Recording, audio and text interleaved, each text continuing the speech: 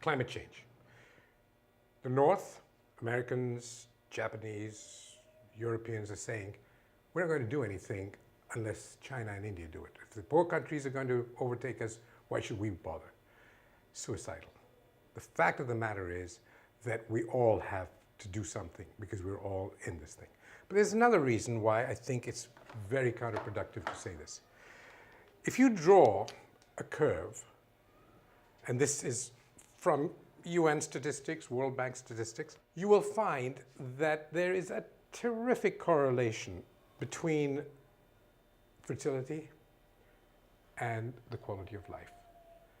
The higher the quality of life, the lower the fertility. The lower the quality of life, the higher the fertility. And it's very easy to show. Look, if I go down by 10% in my, whatever, energy use, the total amount of change in my lifestyle or in my fertility patterns in the North will be very low.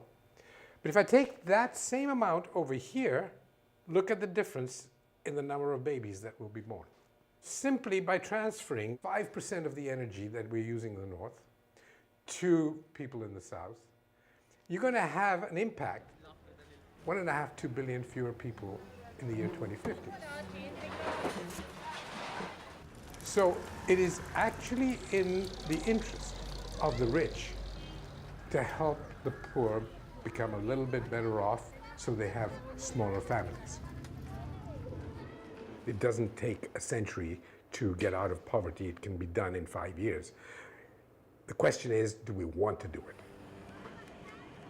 I guess most of the powers that be, the people who control what goes on in the world, don't really want to get rid of poverty.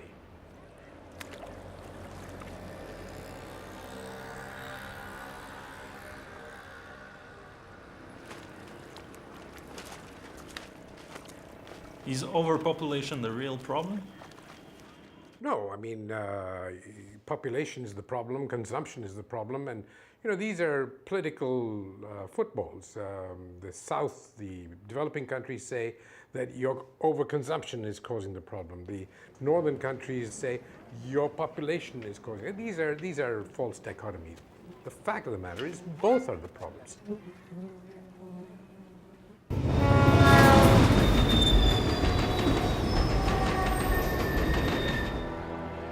There are just so many strains on this system, on the food systems, on the water systems, on the energy systems, on the economic systems, that it could give on any one front. It could give on several fronts at the same time, which is probably more likely. It's going to be tough, particularly for the poor and for the disenfranchised.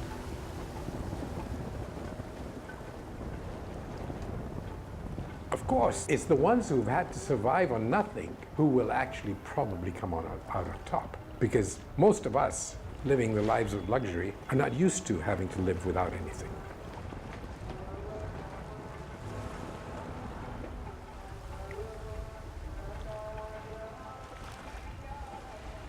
The world's going to change and it's going to turn upside down. Whether we can avoid the big trouble is really the question. And a little fine-tuning here, changing electrical light bulbs there, doing that little green walk instead of going in a car isn't going to be enough.